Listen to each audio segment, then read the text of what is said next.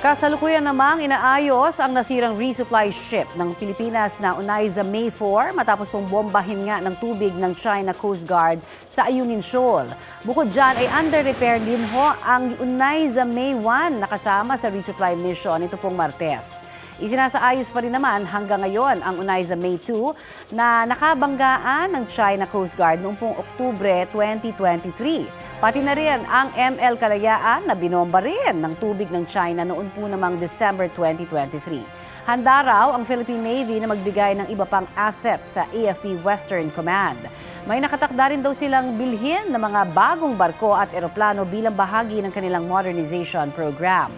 Nanindigan ang Philippine Coast Guard na hindi Pilipinas ang bumangga sa mga barko ng China Coast Guard. Nitong March 5, patunay raw ang mga video ng insidente. Iginigiit kasi ng China na Pilipinas ang nambangga.